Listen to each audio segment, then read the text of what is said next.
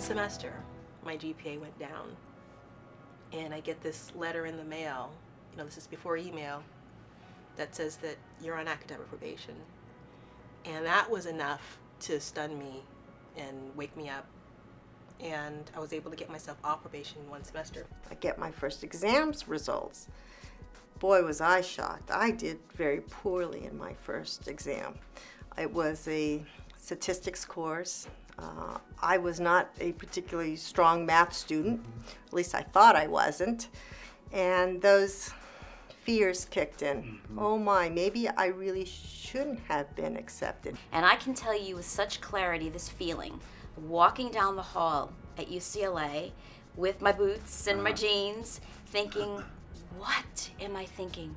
What was I thinking? I felt like a fish out of water. I had a huge handicap in terms of reading ability or reading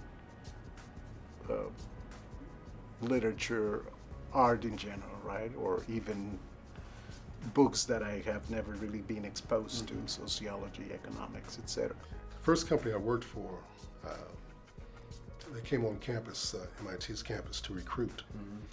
They asked this question that had to do with calculus, I believe. And so I said something, and it was, after I said it, I knew it was wrong, you know. And one of my classmates turned around and says, I guess you'll never get a job with them. And at the beginning, you feel threatened, you feel like you're not going to be able to make it, but you realize that if you apply yourself, I mean, part of what you were saying about the message, what the professors, how did they accomplish what they did accomplish, is just spending time doing it, right? You just have to work for it. So fast forward a little bit, you know,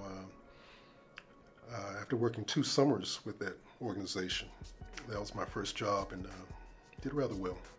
You know, I didn't have a lot of finances. I worked 3 jobs to get myself through graduate school. I cleaned houses. I picked up garbage at the beach. I was that person with the bag and the stick, you know? Yeah. And you might think, well, God, you shouldn't have to do that, or that's, you know, you don't want to do that.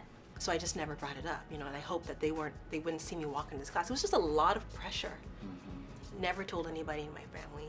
This was really a, you know, a very lonely, isolating situation. I think it would have been a bigger shame to have dropped out. Yes. And so I didn't want that. Yes. I didn't want to have that as part of my legacy. And so I thought, okay, I've got to deal with this disappointment. The transition is terrible because it's really hard because I didn't grow up speaking English. So I learned English after I finished college. When I finished college, I got into this crazy idea that I wanted to study in the U.S. and I had to prepare myself for that, right? So your first challenge is the TOEFL. I was very lucky that, again, I went and talked to my instructor and explained to him how disappointed I was that I did so poorly on the first exam. And what I found was someone who understood where I was coming from, but there was nothing about that that I couldn't overcome.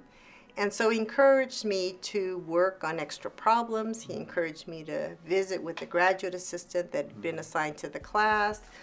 I organized the other students in my area, so the 3 of us would regularly do the problems together. We'd create a study group.